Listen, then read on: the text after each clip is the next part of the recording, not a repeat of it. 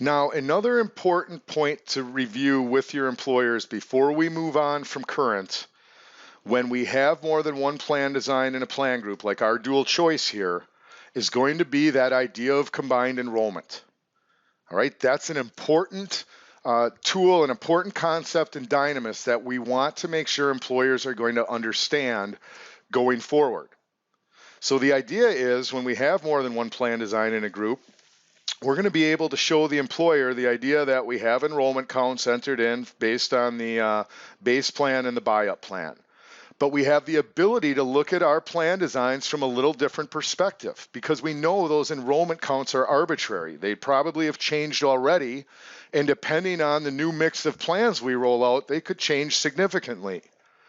So show combined enrollment is going to allow us to look at those plan designs independently. So we're going to point out when we show combined enrollment, we lose our plan group cost because we're not really looking at these plan designs as a group anymore, but we're looking at them from the perspective of all the enrollments going into each one of the plans. So you'll notice on our 2000 base plan, the enrollment for all of the plans has been put into the 2000 base plan. And if we look at the 1000 buy-up plan, that same enrollment is being put into the 1000 buy-up. And what this is really letting us talk about is the idea that if everybody took the 2000 base plan, their cost would be here. If everybody took the 1000 buy-up plan, their cost would be here. And that's due to the contribution strategy, where they're paying 70% of that higher premium on the buy-up plan, which is resulting in a higher contribution, compared to the base plan, where 70% on the base plan has a lower employer contribution. So it really lets us see how that premium share could potentially impact the employer cost. So we know the cost is going to be somewhere between here. Where it actually falls is going to be based on how that enrollment spreads out between the plans.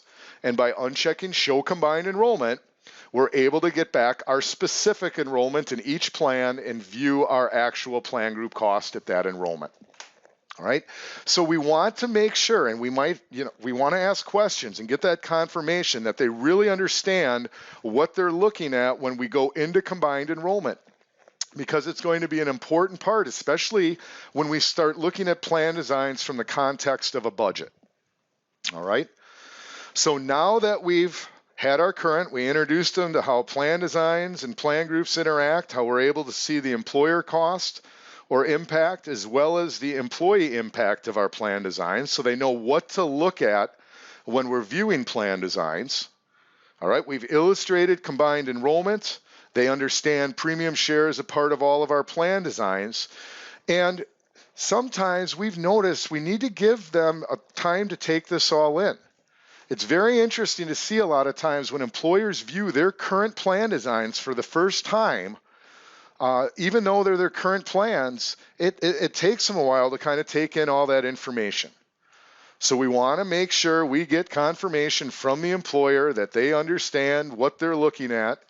And once they've given us that confirmation, then we can move on to the next step, which is going to be to close our current dual option and introduce the renewal plan group.